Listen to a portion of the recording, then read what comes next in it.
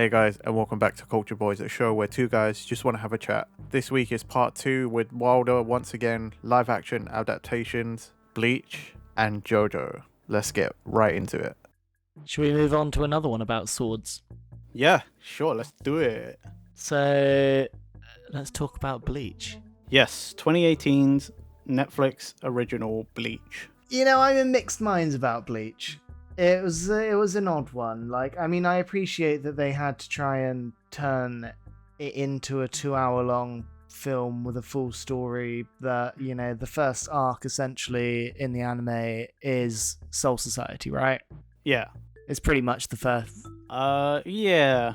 Sort of, you know, it's a bit of the training on the ground, but there's no real villains per se until he ends up getting to Soul Society. True.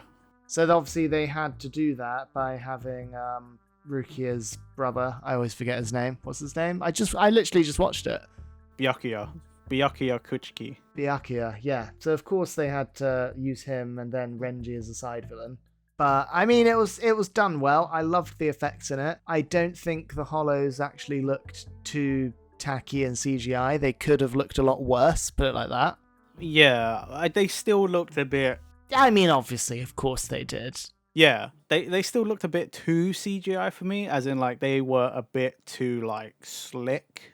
I think some were better than others. Yes. Like, interestingly, I think the best looking one is the Grand Fisher from when Ichigo first gets his powers from Rukia. Yeah, that first form, yeah. I'd say that was one of the better looking ones. And the, like, wood one. Yes, I would agree with that. That one looks very good as well. But, you know, generally speaking, like, it's not even in the... I mean, it is, but it's not even too fantastical as far as Bleach could have gone, you know? Yeah, I guess because they stuck with the more grounded stuff, because, you know, that first bit before Soul Society hasn't got, like, that weird yet. We haven't gone Bonkai or anything like that really yet. Yeah, exactly. I mean, we did in Renji and Byakuya, I think, but... No, that was just Shikai release. Oh, of course it was. Bankai's the main one. Yes. Yeah, Bankai's not till, like, at the end of Soul Society. God. Pretty much. God. But it's been a while since I've watched it. Hey, it's been a while since I've seen it as well. Like, I was saying to Sam before recording, for the end of the film, I did have to quickly Google some of the manga so I could recap, because I could not remember if some of that played out in a similar fashion, because I don't remember Byakuya even being there, let alone fighting. Yeah, so, I mean, Byakuya didn't really come down to Earth for all of the reasons that he did in the film.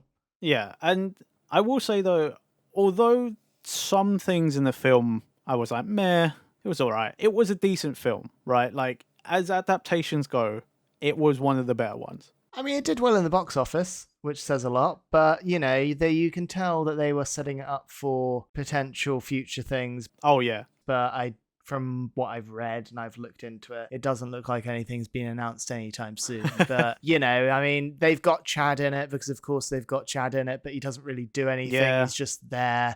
They got Orihime, yeah. Yeah, Orihime's just there to... And here's something that, and I will get very much into this in Fullmetal Alchemist, believe you me.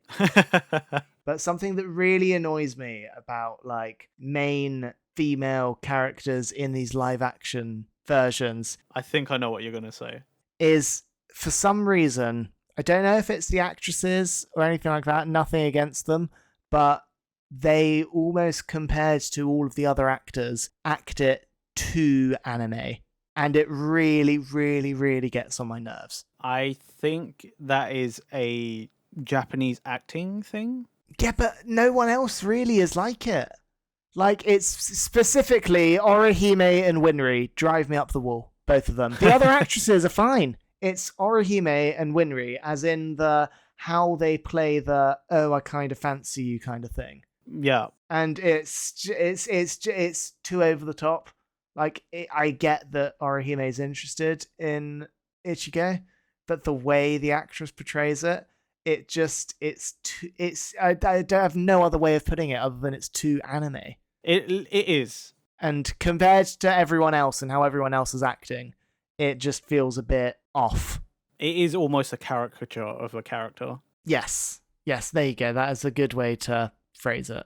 It's very, the thing is, to me, it is very Japanese, right? It's like if you've ever seen a clip of Japanese TV shows, the like female presenters or the, you know, female host or whatever is always like a little more over the top and a little more energetic, and I think that's just, And what they're going for, I guess. But, you know, yeah, like the Japanese public or like people who are on TV in Japan, like it seems like the men react in one way that for what you would consider a man is like, oh, that's a bit much. But then like the women have to like overreact. Like they need to go like 130%. And you're like, you can tone that down a hell of a lot. I mean, some of them do. Like, I have no gripes with Rukia. I thought the actress who played her is great. Yeah. I've got no gripes with, like, Orihime's friend played it very well. It was just Orihime. Yeah. It was just her. But, yeah, like, what can I say? I don't know. Maybe it is just a thing about them being like, oh, you're in love. Like you have to really push that like element. And I agree with you. It's weird. It is very strange. I have more to say about Winry than I do with Orihime, but we'll get into that. To be fair, Winry is in it a lot more than Orihime is. Yeah, but yeah, as I say, we'll get there. But I mean, Ichigo, I think, is great. I love the whole style of it with how they were like, you know, start like Ichigo Karasaki, orange hair, high school student. I quite enjoyed like the kind of styling of that. I thought that was great. But one gripe I did have with the film is I don't understand why some of the characters and some of the things they go, this is going to look as close as we can get to the manga. And then you've got other things where they're like, we kind of tried, but then we didn't care. Like, for example, like you said, Ichigo looks like Ichigo, right? Mm-hmm. Got the orange hair, got the brown eyes. The guy exudes Ichigo. You're like, yeah, I believe that. But then, for example, Orihime, who in the anime and the manga has orange hair as well, is ginger. Didn't give her a wig or dye her hair. Chad even looked, although it was still like a Japanese guy, Chad looked kind of like Chad. The hair was quite good. Uryu looked a bit like Uryu, albeit maybe slightly more run down. He was like a run down Uryu. Yeah, he looked like really tired. more than like Yes, yes. A very tired Uryu, but completely done at this point. yeah, instead of being sort of brooding and sulky like Uryu normally is, this Uryu was kind of like, I'm just want to go to sleep, or fuck it, I don't care. Just get out of here. That's what he looked like. Pretty much. But then like Renji looked like Renji. Yeah.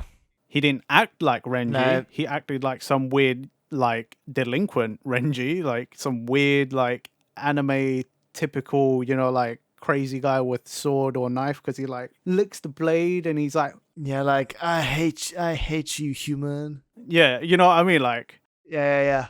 It's maybe reminiscent of like the very first episode Renji's in when Renji very first meets Ichigo, but you know, it quickly isn't that. yeah. But just how he is around Rukia and everything, and it was just a bit weird. Yeah, but then like even in this film, like even around Rukia, he's still the same. Like this, his whole act was kind of weird. I don't agree with that. And like Byakuya looked not quite fully like Byakuya, but closer than the actress who played Orihime looked to Orihime. And like even Ichigo's sisters, right? Isn't one of them blonde? Yeah, but I mean, both of those little actresses, they were fantastic. Oh, they were brilliant. Don't get me wrong, but like, I think they were absolutely great. I adored them. But no, I get what you mean. it's just weird. Like in some of these films, and it was the same with Full Metal Alchemist, right? How some things they choose to make as like realistic as possible, as in like this we pulled it straight out of the source material. That's what it looks like in real life. And then other times where they're just sort of like, whatever. Well, I mean, going by the hair again, like Winry's meant to be blonde, but she's not. Yeah, Ed is. Yeah, exactly. Yeah, see? And then like, you know, it's just weird, the things they pick and choose. True. But the performances from practically everyone in Bleach, I quite enjoyed, actually. Like, Ichigo was super solid. Like, that guy, Sota Fukushi, he was a really good Ichigo. Like, I really believe that. Oh, no, I very much enjoyed it. I think he was very, very well cast. Rukia, too. Yeah. That I believed both of those people were those characters. And even Chad, like, I kind of believed he was Chad. He was like, had that weird quiet thing going, and he looked just big enough in comparison to everyone else. Maybe not as bulky as Chad normally is, but like I still believed it. Urahara looked a bit too old, in my opinion, in the film as well, though. Yeah, he did. And he also wasn't blonde. Yeah, they just chose an old guy, and like, I don't think Urahara's meant to be that old. No, what? Like, Ichigo's only like 16, and okay, Urahara and a bunch of the Soul Reapers are like hundreds of years old or whatever. Yeah, right, of course, but this guy was just a bit... Yeah, like when he died, he probably was in his like mid to late 20s. Right? Like, that guy looked like he was like 40. And it's literally like a 50-year-old guy playing him with like... Yeah, in it. with all the wrinkles coming out and...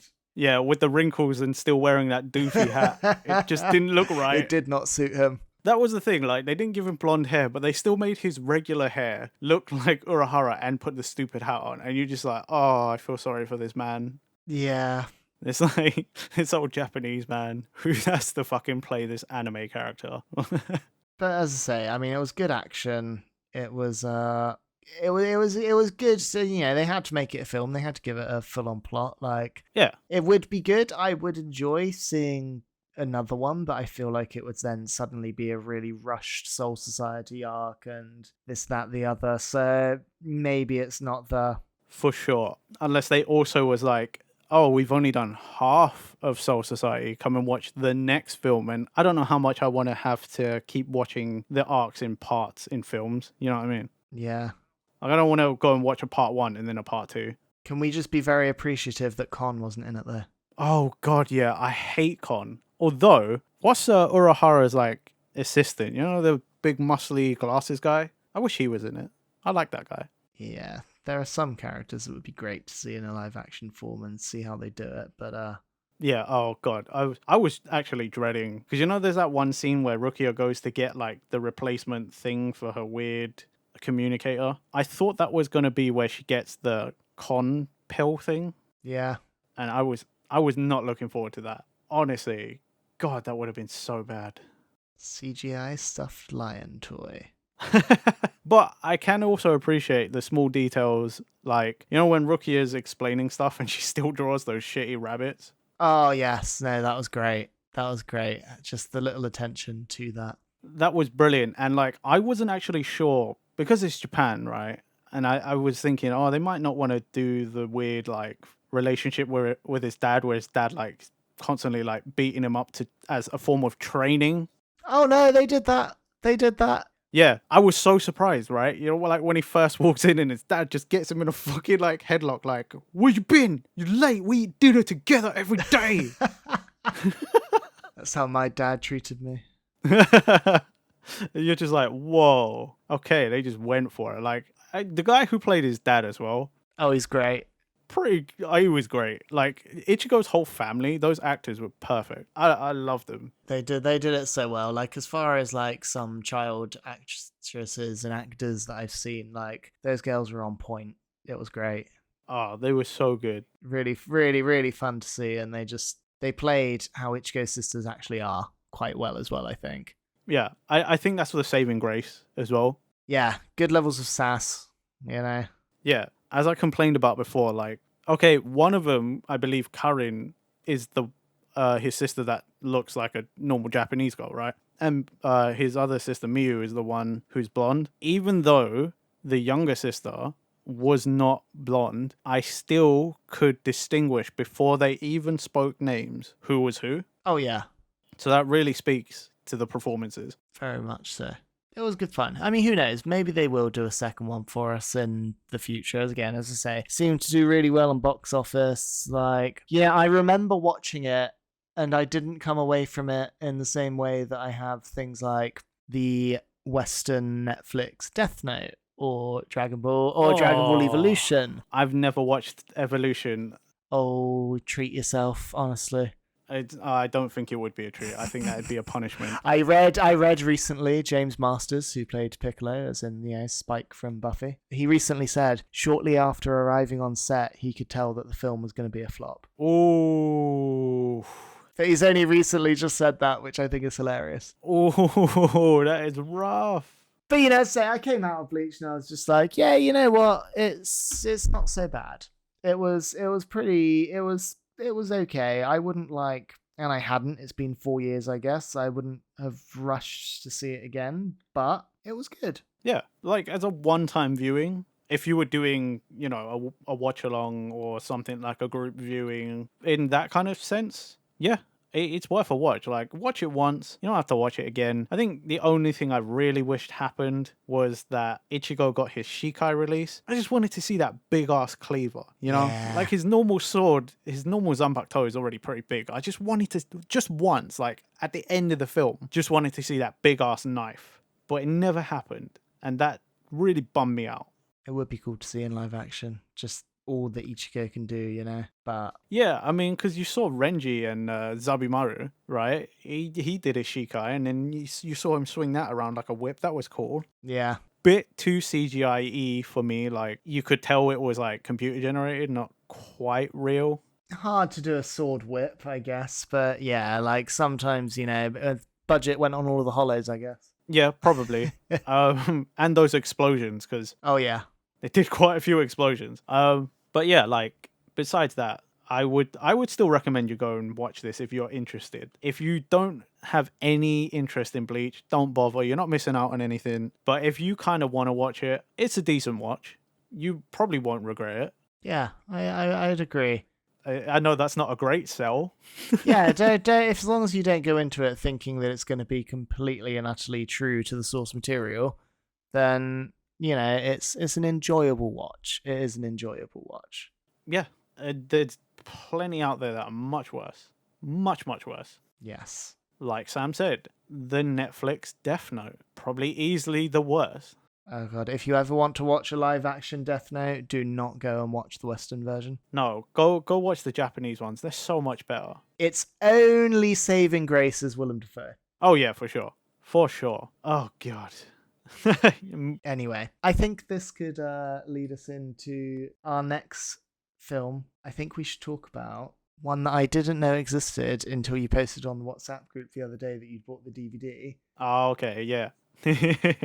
And that is Diamond is Unbreakable, JoJo's Bizarre Adventure. Chapter 1, might I add, although research has shown that there doesn't look like there's going to be a Chapter 2 anytime soon. Considering Chapter 1 came out in 2017 and we're on part 6 of the anime, yeah, I don't think they're going to get a Chapter 2. Kind of a shame, though, because overall, not a bad film. I bloody loved it. I loved it too. I thought it was cool. Honestly, for a JoJo film, I was expecting a lot worse, but it actually was pretty good. Yeah, from the cover, it doesn't look like it'd be an amazing film. It kind of looks like it'd be middling at best, but it was actually really good. Mm-hmm. Like, I came away from it being like, I wish there was a Chapter 2.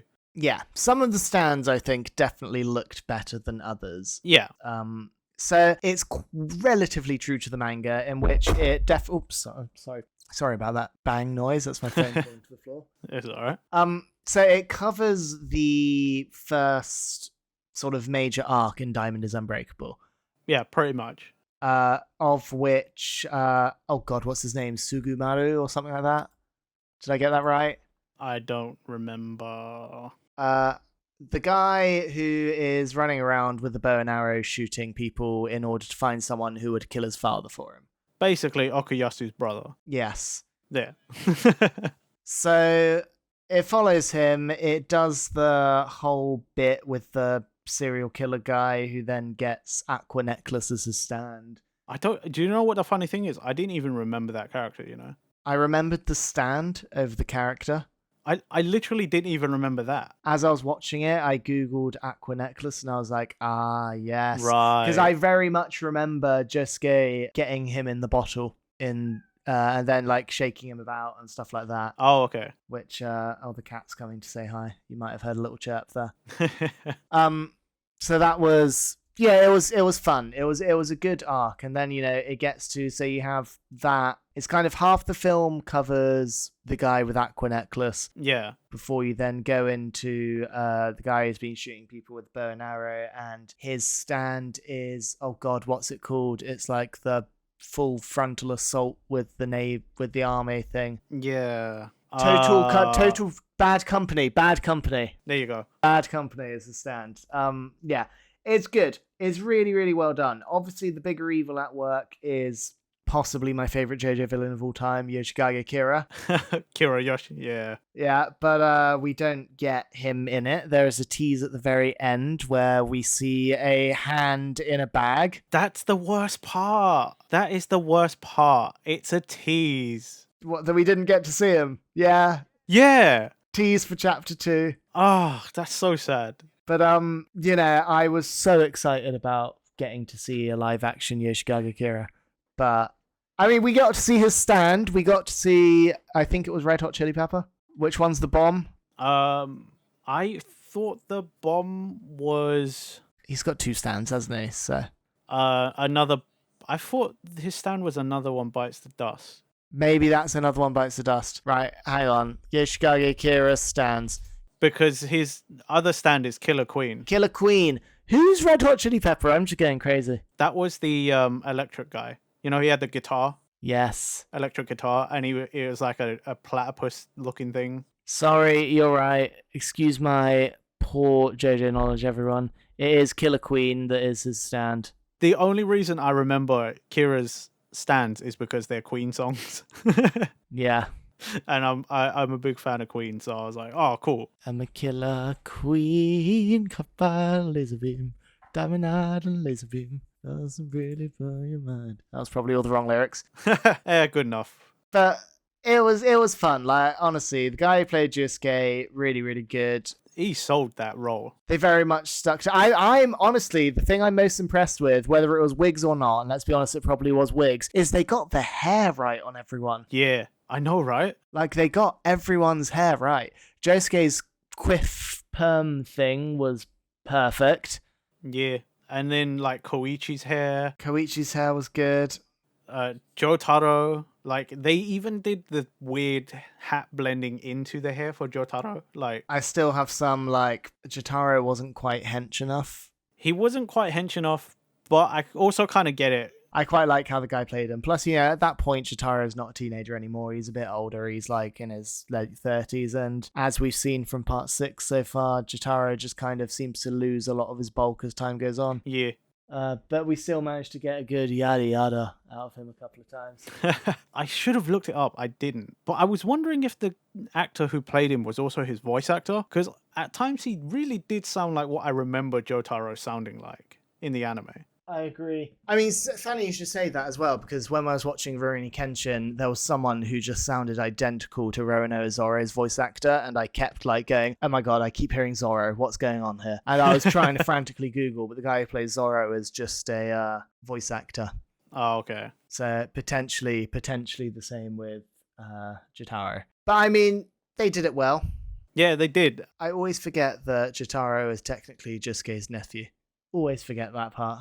I know, that's such a weird thing to think, because it's like he's a teenager, but he's in his late 20s. Yeah. But it's because it's his granddad.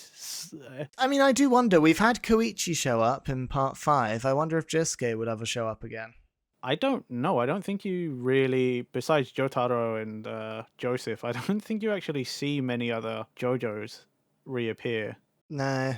I mean, you had the Rohan series. The Rohan series was great. Yeah, that was a great series. So it would have been cool to see him live action, but it didn't quite get that far. We kind of get up to the end where Koichi gets his stand, and it just hatches from the egg, but literally does nothing.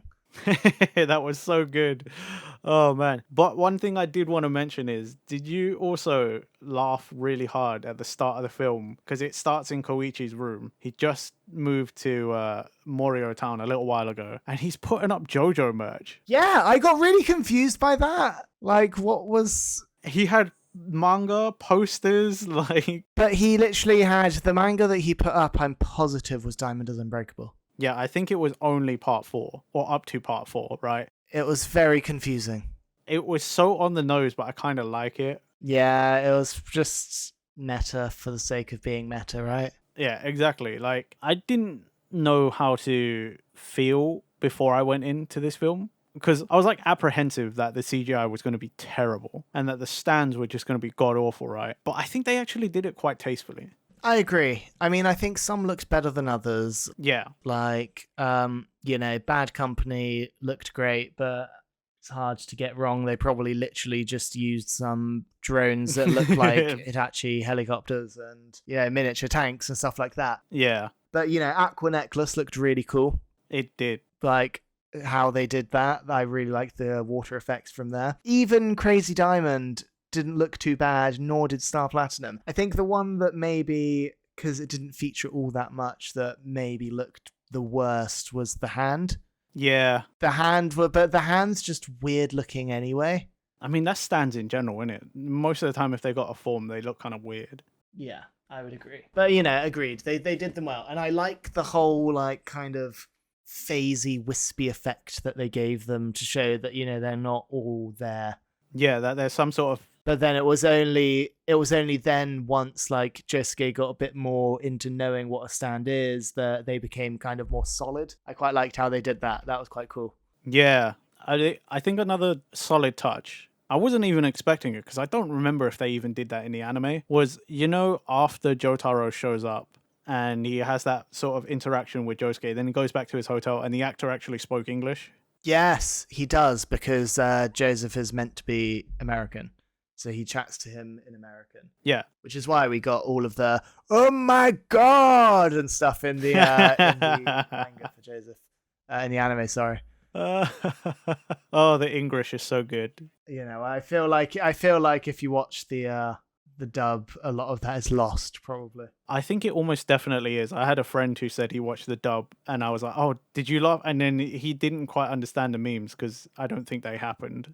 Well, yeah, because he probably is just like genuinely just saying, oh my God, rather than, oh my God. Yeah, and he probably is just like, holy shit. It's a holy shit. Yeah, it's, I just love Joseph so much. He's so good. But I was almost disappointed that he doesn't rock up in it. But I mean, of course, he doesn't rock up in Diamond is Unbreakable, does he? So who, Joseph? Yeah. No, he doesn't, because he's like 70 and he's old and wears that weird like woolly hat all the time and that thick ass jacket and then looks after Invisible Baby. He's got the most boring stand. He does. Poor Joseph. But I mean, it was done well. I think, obviously they couldn't have Koichi about 4 foot tall. No. But the actor who played him was very good for Koichi, I think. Yeah, I really believed him as Koichi, and he looked a lot like a Koichi. Yeah. I genuinely think like a lot of the casting was done really, really well for it.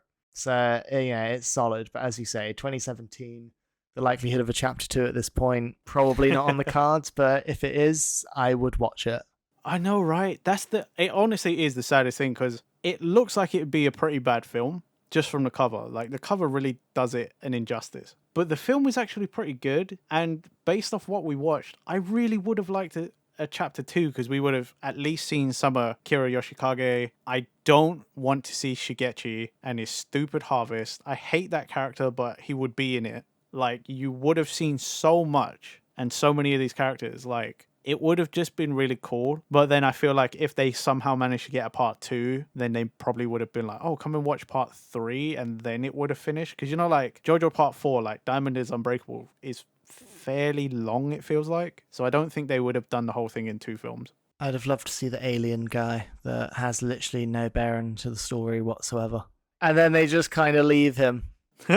Him and there's some characters that would be perfect for. Like, I really wanted to see the chef who like seems like they're torturing people, but then the food is actually just making them more healthy and more beautiful. I wanted to see Crazy Love in action, but they set it up so well that she was about to basically use her hair on Koichi. Yeah. But it was set up and she played the part very, very well. Oh, she did. But we didn't get to see Crazy Love in action, which saddened me.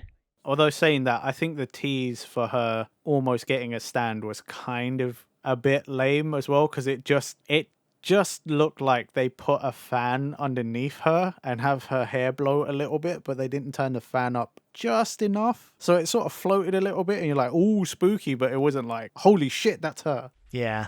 I just reminded myself who Shigechi is, and Yeah, I hate him. I hate Shigechi. He's the worst character in that whole part. Pepe likes to wind me up with that character all the time. I'd just be really interested to see how on earth they would do him.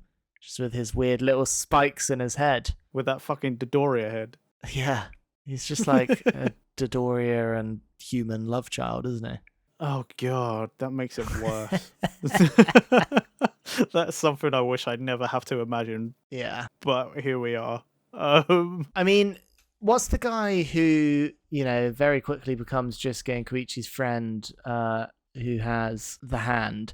What's the guy who names him? Nijimura. Nijimura, that's it, right? Yes. Yeah, they did kind of... That is the one thing with it. Like, 1 second they're fighting. The next second, what's his face? The guy who's shooting everyone with bows and arrows is just like, I don't really need you anymore. And then it's just like, oh, okay. And then suddenly at the very end, Nijimura and Josuke and Koichi are the best of friends when there was nothing really about Nijimura really making amends with them in the film. So that was a bit, obviously it does happen in the anime. I mean, He did, but he didn't. It was done very, very fleeting and quickly. It is, but I also kind of remember the anime being a bit like that. Where just... Yeah, the 1 minute they're fighting Okuyasu and his brother betrays him, and then all of a sudden Okuyasu is just on their side, and then they're the best of mates. Yeah, because at the very end, they're just like walking around, arms over each other's shoulders, and Koichi's like, I've now got these two, and Yasu's just like, yeah, I'm your friend now. I have friends. Yeah, like honestly, I remember that in the anime as well. I think I need to rewatch part 4 because it was just so great. And to be honest, I think I just need to rewatch all of JoJo because it's all great. Yeah, same. I would like to do that, but I think I might wait until all of part 6 is out, and I might just like run through the whole thing. Oh, that'd be good. I'm tempted to just watch it, but trying the dub and see how much I can stand. But no pun intended. But I probably would give up pretty quickly, to be honest. I think I just can't watch a dub in a manga anymore. In an anime. Yeah, I think I tried to watch some of part 3. I think I watched an episode in dub. When I say some, I mean some of the first episode. I think I got 5 minutes in and I went, I'm not doing this. What does Josuke say instead of yada yada? Does he just go, good grief?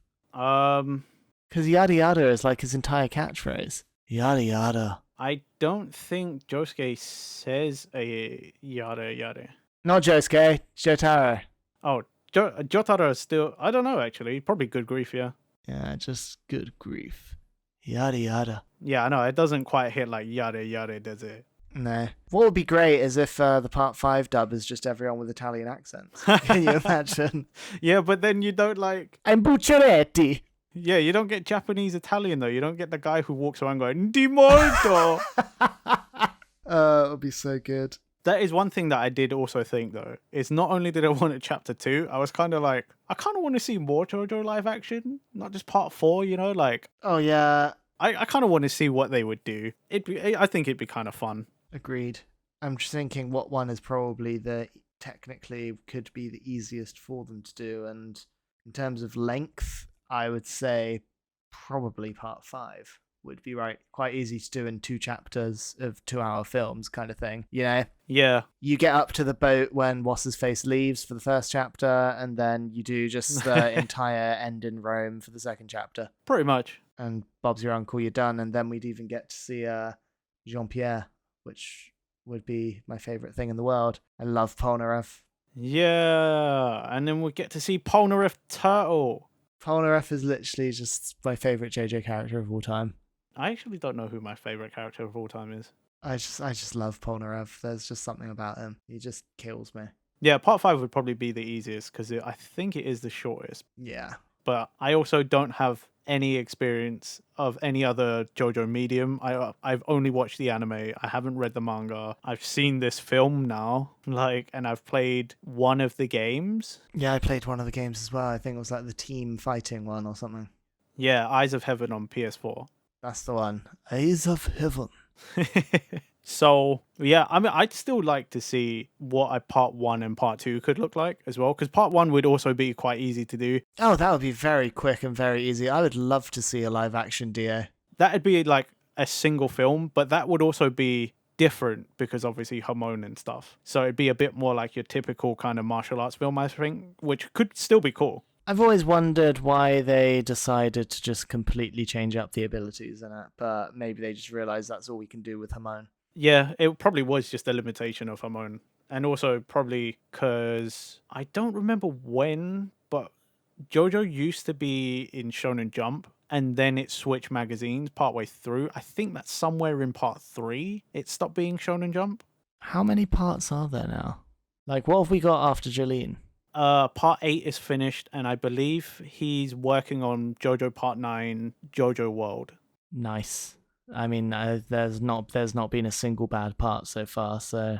I've heard Part 8 is a bit long, and it's kind of like, it dips quite a lot. But Part 8 is also back in Morio Town, and it's Josuke Higashikata the 8th. And it's weirdly like every character's got, most of the main characters have like a name like that, where there's sort of like a reference to the old JoJo's, but I don't know. I've not got that far. But they're just the far descendants of them at this point.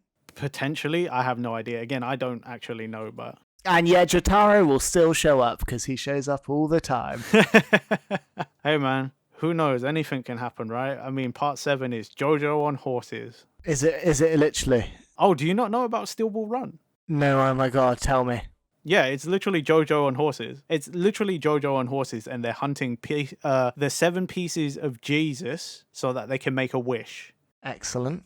And it's focused on Johnny Joestar, who's paralyzed from the waist down, I believe. Which is why he rides his horse.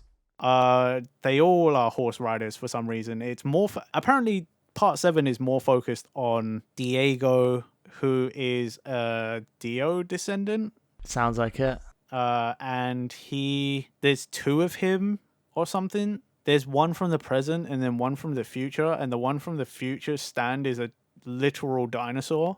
Nice. It's weird. I mean, what in JoJo isn't, because it is a bizarre adventure, but I mean, like, you can already tell how strange it is, because I said it was a partially paralyzed JoJo, 2 Dios, fucking on horses, hunting bodies, parts of Jesus. Like, it sounds like I'm just having, like, a bad trip.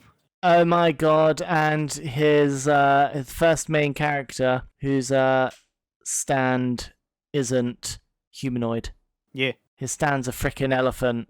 Yeah, right? It looks really weird. I love it. I'm so excited. Oh, but it seems to mutate as we go along. Okay, I'll stop giving myself spoilers. Well, that's the thing. I've already, like, told you so much. And even I did a bit of research on it just because I was curious. But yeah, that one will be interesting to see. Yeah. I'm very, very, very much liking Stone Ocean right now. But I know, right? See, Stone Ocean, if there was a live action, I'd watch it. Because Stone Ocean's pretty cool. Agreed. Plus, we could have another Jotaro. I mean, same Jotaro. He could come back. Well, he's got the purple outfit with the leopard print. They just need to work out a way to, blend the leopard print trousers into the shoes. I mean, surely that'd be a custom job, yeah? Like some weird overalls or something. I might get some trousers made up like that. Like, I'd imagine it's like overalls or something, or you know, like the fishermen wear those things, the waders. Yeah. Something like that, but just leopard print. Well, listen, Nathan, we could probably sit and talk about JoJo all day. Yes. Thanks for listening, guys. Don't forget to like, favorite, subscribe, hit that bell button so you get notified when all our videos come out, and check us out on podcast platforms. We've got the links in the description as well as Sam's at the top of the description. We'll catch you next week for more live action adaptations.